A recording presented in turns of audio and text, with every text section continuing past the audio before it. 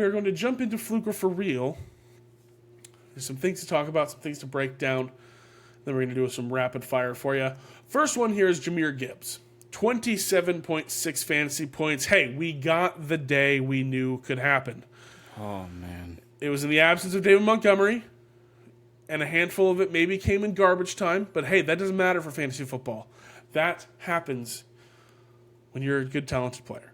That's what can happen when you get the opportunities there. He had 21 opportunities in that game. Don't even really need that. Don't need that every week. Just give him like 12 to 15. Just give him some chances here. Jahmyr Gibbs with 27.6 fantasy points. My guess on David Montgomery's timeline for his return from his injury is that they have next week against the Raiders on Monday night, and then they have their bye week, and then I believe he will come back after the bye week. So I think we're going to get at least one more week of Jahmyr Gibbs being the top guy. That being said, Wes, are we going Fluke or for real on 27.6 for Jahmyr Gibbs? This stat line is exactly the stat line I expected out of Jahmyr Gibbs going into the NFL. It's a little bit of rushing yards, happens to punch one in on the ground, but it's the 9 catches for 10 targets, 58 receiving yards. That is what he did at Alabama, and that is why you and I had him in our top 10, and I think I am praying that this is irrefutable for Dan Campbell. I'm praying that he cannot ignore what Jahmyr Gibbs did when he had this many touches. So I'm going to say for real. Yeah, I think this is for real at least for next week. Now, when they come back after the bye week and David Montgomery is back and healthy, I do not think this performance is going to completely shift the offensive game plan for the Detroit Lions. I still think David Montgomery is going to be the top running back. Do I think that's wise? I don't know. But they're winning football games with him, so that who are we? Who are we to say not to do that? What I will say is that I'm with you, that this is something that Dan Campbell looks at and goes, yeah, we're better when he is involved. We're better when he's involved in this game. Maybe not after such a terrible loss, but but I think this will be a sign of good things to come. And I don't blame you if you're like, well, he had a good game, I'm selling him. Like, if you want to try and get your value for him there, if you're not completely sold, I get that. I think this is for real as far as, like, usage goes. This might be Jahmyr Gibbs' best game of the season, but I think there will still be more usage that we like to see and a lot more of the targets that we like to see. So this is exciting stuff for Jahmyr Gibbs owners. Good stuff to see him having a breakout game. Another running back here we're going to talk about, Darrell Henderson, 13.8 fantasy points. We talked about it on the news. He is going to be what it seems to be the guy for the Rams while Kyren Williams is gone. How he went from like sitting at home to then coming onto a team and being the guy in the span of like a week, I don't understand. But he has the rapport with Sean McVay. He has the trust for Sean McVay. He just seems like he's going to be the guy. 13.8. Feels like it's for real until Kyren Williams comes back. And then, if I'm being honest, I think I would be surprised if he gets cut or waived from the team once Kyren Williams is back. What are your thoughts? I think he is probably earning a spot as the backup to Kyren Williams. We'll need to see what Ronnie Rivers is like and how he's involved when he's also back. But we're going to talk about the running back that he replaced last year in a moment. Cam Akers did not perform well with the Rams last year, and Darrell Henderson stepped in. 18 carries is the reason I want to call this for real, but I'll be honest, I think this is, he'll be the Michael Thomas of running backs. Like, he'll get you a quick 10 points, but but sit around here, sure. You are not playing him to win. You're probably going to use him as a floor option. We've got more bye weeks coming up, not this week, but the week after, so he's a decent choice, especially while Kyron and Ronnie are both out. But I'm not expecting him to get close to 20 points at all this season. Yeah. But as far as getting double digits, that's for real. Yeah, I agree. I think next week is going to be tough. The Rams have a Dallas next week. I don't necessarily love rolling out Darrell Henderson against Dallas if I don't have to. So not thrilled about that. But week after, we'll see what happens here. Darrell Henderson should be relevant while Kyron Williams is gone. So we'll see what happens there. And then you just mentioned him, Cam Akers. 8.2 fantasy points. Now, we might be saying, why are you talking about him? He scored 8.2 fantasy points. Well, because we saw a lot more of him on Monday Night Football for the Minnesota Vikings than we have in these previous games since he was traded. Alexander Mattison had a 55% snap share and 8 carries. And Cam Akers had his highest snap share of his tenure with the Vikings so far at 38%. But he out-carried Alexander Mattison. He had 10 carries, only 31 yards, but 2 catches for 30 yards on 3 targets there. It seemed like his carries were coming in situations where it was pretty clear that a run was going to be happening, that it was a running down. And so maybe that could lead to like the lack of efficiency there. But 8.2 for Cam Akers. Is this a sign of things to come, Wes? It's quite peculiar, to say the least, especially because they both had the same amount of targets. Both Akers and Mattison each had 3 targets. If one was more the PPR back, it would be easier to interpret what next week may look like, where it's okay, well, Mattison is more of the PPR back, and he's seen enough targets from Kirk Cousins to have some decent value in that regard. But it's like an identical statistic, just Cam Akers had a couple more carries. And so, yeah, I think this is a sign of things to come, especially when you need to try to establish more of a ground game without Justin Jefferson. Now, that also may have changed with how Jordan Addison just dominated, and TJ Hawkinson was really good too. But yeah, I think this is probably a sign of things to come, and I think this is for real for both Akers and Mattison. I agree. Yeah, I do. I think this is definitely a sign of things to come. I'm just going to say real quick, on a whim, pretty much for no reason whatsoever, I was just like, I picked up Michael Mayer. He isn't exciting. He didn't have a good week again. I'm short on running backs here in the Trollers League. I can just grab Cam Akers. Let me just see what happens here. So I just chucked in the ad there before the game started. And then I was watching the game and I was like, wow, that was a really timely ad. I'm like, I'm very Cam Akers might have been like the waiver wire option for me to prioritize, and now I don't think I don't have to. This is exciting. So pretty good. There you go. Might have gotten some running back up there. Nostradamus, more like Noah Stradamus. Freaking. Freaking. Anyway, Fluke for real. Just gritty the entire time. All right, that's a little bit of a Fluke for real breakdown. Now we're just gonna rapid fire some here for you guys. We're going to have a little bit of fun just shooting off here. Starting out with D'Onta Foreman, 33 fantasy points. Wes, what do we think? As long as Justin Fields not under center, that's for real. I agree. As soon as Fields is back or Khalil Herbert's back, we'll have to see with Roshan Johnson next week, but it'll be interesting to see what happens. D'Onta Foreman seems like he will be the guy. Gardner Minshew, 31.1 fantasy points against a strong Cleveland defense. Yeah. Might as well, man, for real. We'll see what happens. His wide receiver, 2, Josh Downs, your boy, 23.5 fantasy points, has a long touchdown on Sunday. Fluke for real? Do I even need to say it? For real? Dude, as soon as I saw the play happen, it was like the free play on the flag, and I was like, oh my gosh. And I hit it, and I was like, oh, yeah, baby, there we go. It's so much more sustainable success for him. This is so for real. Gosh. Yeah, with Gardner Minshew, Josh Downs is for real. This is exciting stuff for the rest of the year for him. Darren Waller, Yeah. 22.8 fantasy points. Fluke or for real, Wes? Oh, I'm worried when Daniel Jones is back. Me too. all I'll say. Oh, Me too. please, Danny Dimes, just let Tyrod Taylor be your coach. But you got to say for real because no one else in the Giants is doing this.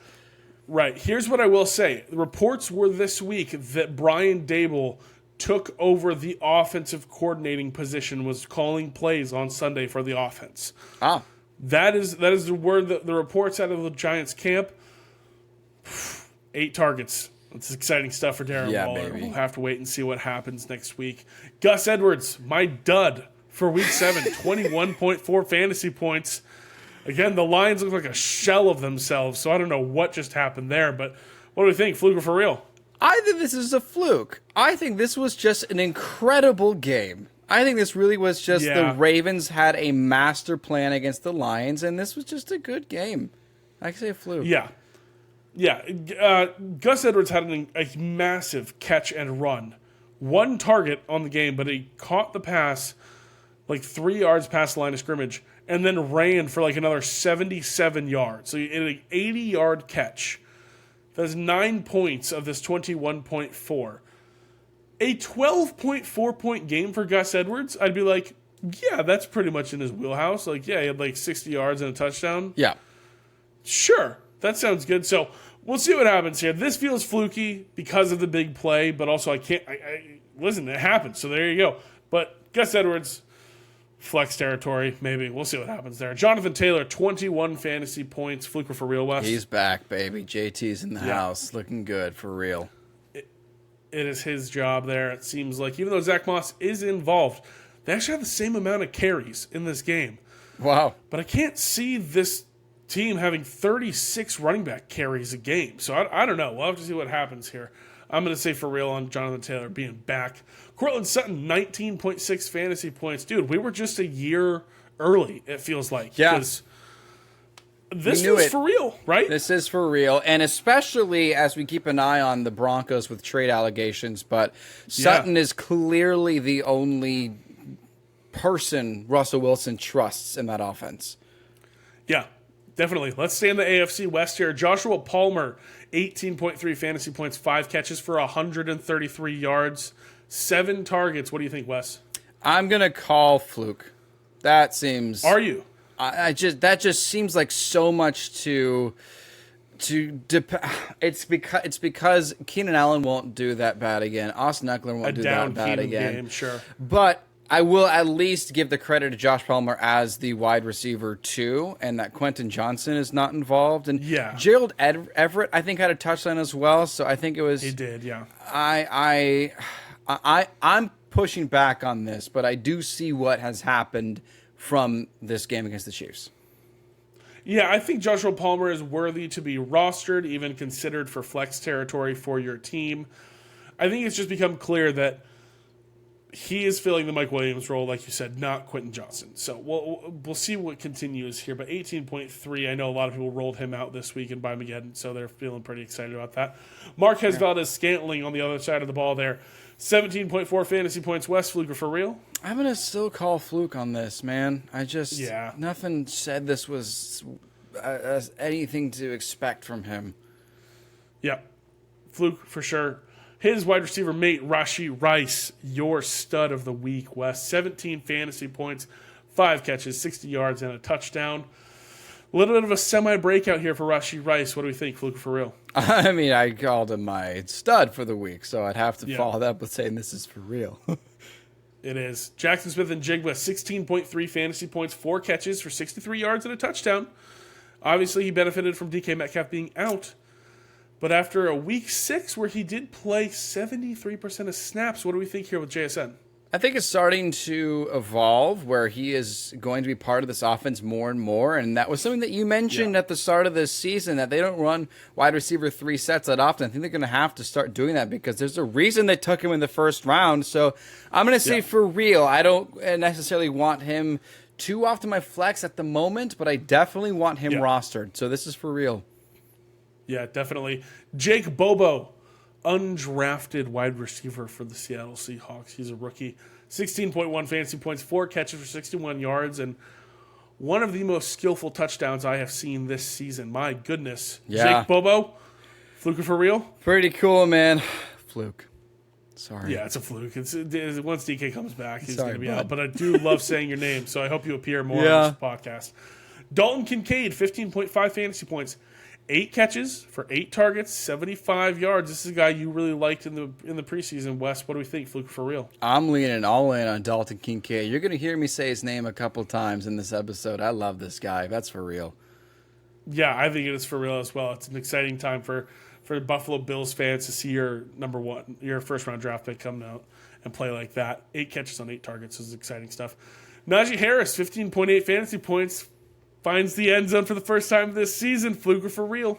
Do it again, man. You got like a 56% snap count. Jaylen Warren did the same thing. I can't just throw you in the lineup now, man. No, I got to say Fluke because I need to be... It's a fluke. I need to see it 3 times. Yeah, Sheesh. it's a fluke. Kareem Hunt, 15.1 fantasy points, 10 carries for 31 yards, and 2 touchdowns. Fluke for real. With Jerome Ford potentially missing a little bit of time. With Jerome Ford out, yeah, you can definitely line him up. But, I mean, that is such a fluky stat line, man. 2 touchdowns off of really 31 rushing yards. I mean, you take away 12 points. We're looking at a 3-point game. So actually, that's a fluke. This is a fluke. Yeah. Yeah, I'm going to be interested to see how the next couple weeks pan out without Jerome Ford. I wonder if he's going to play well enough the next 2 weeks for him to move up on the depth chart or at least earn a 50-50 split. We'll see what happens. Keep an eye on Kareem Hunt over the next couple weeks. We'll have to see. Tyler Allgeier, 14.2 fantasy points, 21 carries for 59 yards, 3 catches for 53 yards, 14.2 fantasy points. Fluke for real? For real, drop Bijan Robinson and just move on with your life because Arthur Smith is against you. Look me in the eyes. He's against you. No, I mean... I hope our league mates are listening. So dumb. It's obviously a fluke, but it's just so... Gosh. Yeah, it's super frustrating. Listen, here's the thing. I'm going to say something on this real quick. Everybody who is, like... There were comments on, like... posts about Bijan Robinson and like his like post game like locker room press whatever, where people were commenting. They were like, "Oh, you lost me my fantasy week. Oh, you lost me money this week. Oh, Vegas is behind this. Oh, blah, blah, all this stuff." Grow up, okay? If dude wasn't feeling his hottest and he didn't want to play, here's my thought. I don't know much about neurology, but if you have a headache like that and like you have to go play and get hit a lot, is there risk of like further injury? There might be. I don't know. The Falcons won the game. Arthur Smith was like, "Yeah, no, we'll be fine without you. It's like, get yourself good and we'll be fine. We'll be good to go." That was what I was thrilled to hear. I was thrilled to hear that it was that and not like Bijan Robinson pissed off Arthur Smith and now he's not going to play. Yada, yada, whatever. Yeah. I still don't love how much they use Tyler Allgeier even when Bijan Robinson is in the game, but what are you going to do? If you're not sure how you're going to use Bijan Robinson in the game, but you're going to come out and you're going to tell your opponent, "Hey, our best player on our offense is going to play, so prepare yourselves." No. Yeah. They did their thing. If you lost your fantasy week, if you lost money, I'm sorry. Don't come at the dude personally for it, all right? Get over it. Bing, bang, boom. Done. On your head. Done. Joshua Kelley, 13.5 fantasy points, 7 carries for 75 yards and a touchdown. Why does Joshua Kelley hate us, dude? I just get It's out. like, Don't get out of my we're ready face, for the Josh breakout. He has so much value this year. He's the sleeper of the year. And then he gets the job to himself and he sucks. And then as soon as Austin Ekeler's back, he's like, "Okay, yeah, I'm good again." No, it was one rush. Fluke. It was like a 40-something yard carry to the house. Get out of here. Yep. Do not pick him up. Yeah. Don't do it. Kendrick Bourne, 16.3 fantasy points, 6 catches for 63 yards and a touchdown. This is 2 weeks in a row now, and he had a big week 1. Is he maybe emerging as the top pass catcher for the Patriots? He's definitely worth considering rostering. I want to throw out one player that has been an impressive wideout for the Patriots camp, which is Demario. Yeah. But he was the star and the only bright spot for the Patriots training camp this whole season. He had a solid game as well, and he was hurt for a little bit. So I want to throw his name out there too. But Kendrick Bourne, if you're going to roster a Patriots player that's not named Ramondre Stevenson, he's the one right now, it feels like. I'll say for real. It definitely does. Yeah, I think this could be the beginnings of for real. That is going to do it for the good side of Fluke for real. On to the bad side. And this is 2 weeks in a row now from San Francisco 49ers star quarterback Brock Purdy, where he has just not done what he's really shown us he can do over the previous games in his career. He hadn't lost a regular season football game until week 6, and now he's lost 2 in a row. 14.78 fantasy points. I don't know if I jinxed him, because I don't know if you remember, Wes, we were talking about Mahomes and Purdy, and it was like, right? Yeah, I would trade Mahomes and just roll with Purdy, because like what they're doing for fantasy is comparable, and Brock Purdy's holding his own. And now it's like, oh, you had 2 opportunities to win this football game for your team, and you choked twice. That's just the fact of it, is that like Brock Purdy had chances to win this football game. He had the weapons around him. I understand he didn't have Deebo Samuel. I know. I have acid reflux from that performance too. Yeah. He didn't have Deebo Samuel, but it's like you still have Christian McCaffrey, you have George Kittle, you have Brandon Aiyuk. Like you've got a great defense that you're playing with. You've got one of the brightest minded head coaches in the league. He had everything to equip him to win this game, and he threw 2 interceptions in clutch time. Like I don't think it's a sign of things to come, but I don't know if he's like just now rattled and he's just maybe lost a step. I don't know. I don't think I've been seeing the super impressive like passes that I had been seeing for the first 5 weeks for Brock Purdy over the last 2 weeks. I understand that week 6 was a bit of like a monsoon, a lot of weather, stuff like this. This was an indoor game in primetime under the lights, and I can't say I was super impressed with Brock Purdy. I don't know. What do you think, Wes? I know now how important Trent Williams is to this team. That is, I think, why we are not seeing the Brock Purdy that we have expected. Because when you have a first ballot Hall of Famer helping you keep that pocket clean, that's going to make such a difference. Yeah. But I will say, regardless, because you know who does not have a good offensive line? Tua. And Tyreek Hill still balled out. And Jaylen Waddle, we're going to talk about him in a second too. But the Dolphins do not have an amazing offensive line. And people want to say oh, well, he's a product of the system. Look at the players around him. Of course he's going to be great. Well, I want the quarterback that has Tyreek Hill and Jaylen Waddle and Raheem Mostert, and when Devon Achane is back on my team, I want that guy for fantasy. It's the same thing with the Niners. I want the quarterback that has Brandon Aiyuk and Deebo Samuel and George Kittle and Christian McCaffrey on that offense, because I'm guaranteed points, and yet we were not guaranteed points from this game from a team that, I'll say it, I thought the Vikings defense was pretty bad going into this game. And Brian Flores seemed to have, he drew up the perfect plan. So yeah, he had his number. Don't drop Brock Purdy, but it's definitely a cause for concern. I'm not going to say this is for real, but I do not feel that I need to.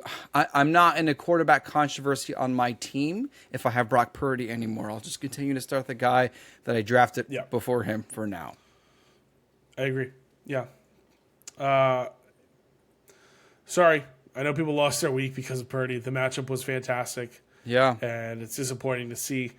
But Trent Williams, get the best tackle in the league back, and hopefully you'll be able to have some more success with that offense. Austin Ekeler, 5.6 fantasy points, 14 carries for 45 yards, 1 catch. And here's the big one for me. 2 targets. Yeah. 2 targets. That's it. In a game where they were tied at halftime and then trailing and needed to come back, 2 targets. Now, the Chiefs' defense is no joke. Chiefs' defense is good. We can all agree upon that. But this is not week 1 Austin Ekeler, and this is not first-round Austin Ekeler that we drafted. And I'm becoming a little bit worried that this ankle injury is lingering a little bit. And I'm not sure what to make of it. I will acknowledge that his two games back since injury have been against very good defenses. Have been against the Cowboys, have been against the Chiefs. It hasn't been the easiest welcome back after your injury. So I'm not necessarily panicking. I still think this is probably fluky. I think Austin Ekeler still has it in him to come out and be an RB1 for fantasy. But this is disappointing, to say the least. If I learned anything from TikTok and what I said about Ja'Marr Chase, I feel like I need to just kind of hold out and be like, yeah, Ekeler will turn it around, but they don't have a bye week anymore. This is it. This is the rest of his season. And his bread and butter in fantasy has absolutely been PPR. Again, he has never rushed for 1,000 yards, same as Alvin Kamara, which is why it was so strange to see Kamara get 19 carries, but the targets were still there, and his PPR work was why he had like a 19-point game in his first game back. I'm talking about Kamara still, and it was all PPR. This is what Ekeler does. He gets receptions. And it's just weird to see Josh Palmer and Gerald Everett more fantasy relevant for 2 weeks than Austin Ekeler. I'm not going to say this is for real. I'm going to call this a fluke, but it's just a fluke. It's a fluke. I won't say anything else. Trying to sell if you have them? No, I was thinking about that for a moment, but I can't sell Austin Ekeler because I think it's a fluke. How do you get rid of a running back at this time? Right, exactly. A running back who has already had his bye week. A running back you can play every single week until the fantasy championship. Like I just don't think you can get rid of him. Better days to come for sure. That's definitely what we're looking forward to here. A little bit of rapid fire with these other guys here. Brandon Aiyuk, 10.7 fantasy points. Wes, our boy, did not have the greatest game, but what do we think? I still say this is a fluke. I actually think that I learned more that Deebo Samuel contributes to this offense in ways that'll help Aiyuk. But he made big-time catches. He just did not get the fantasy settling he wanted, but he was a huge part of why the 49ers were trying to rally back in that game. That's a fluke. 100%, yeah. DeVonta Smith, 8.9 fantasy points, 4 catches, 5 targets for 49 yards. Wes, what do we think? I would trade him for a kicker. I trade him for a defense. I trade him for a defense on a bye week right now, man. Forget it. This is for real. This is it. We're not going to bring him up again until he has a 25-point game. Because when you're playing the Dolphins and you still target A.J. Brown 15 times, forget it. I was wrong. DeVonta Smith is not a top 10 wide receiver. He's not going to be top 15. I was wrong. He's not going to... You don't need to start him anymore. I'll say it. Are you willing to, if you don't have him on a team, are you willing to sell like a... I'm trying to think. Are you would you be willing to give up like Courtland Sutton for DeVonta Smith right now? Courtland Sutton has to been acquire so reliable. Like I have so much more trust in Sutton, and I know DeVonta Smith's ceiling is so high, but DeVonta Smith had more targets at the end of the year than AJ Brown. Like that was an important reason why I liked him going into this season and why I thought it was going to carry over. And the way that people were talking about him, like it felt like this was going to be a serious thing. And I don't know, man. Like I offered Aaron Jones to get DeVonta Smith, and the counter offer was like, no, give me DeAndre Swift. And I was like, I can't believe I'd rather have DeAndre Swift than DeVonta Smith. Yeah. I don't know. I don't know who I would let go to get DeVonta Smith. But I'll tell you, I will want anybody to get rid of DeVonta Smith. Yeah. No, that's fair. I get that. Definitely disappointing for someone we had really high hopes for coming into the year. Jaleel McLaughlin, 5.6 fantasy points, 5 carries for 45 yards. Only 2 targets, though. 1 catch for a yard. 5.6, fluke for real, Wes. I kind of say this is a fluke. I still believe in Jaleel McLaughlin. I think so, too. I just... Yeah, I think so, game, too. I feel. I don't think that... I don't think the Broncos are going to be in any win opportunities very much in games for the rest of the year. I think that because they were there, they were like, okay, we need to ground and pound. And I think you're going to use Javonte Williams to do that more than you're going to use a 5'7", 185-pound dude. He's this big. He's as tall as he's literally as big as you are on your flask. This is Jaleel McLaughlin. There he is. Yeah.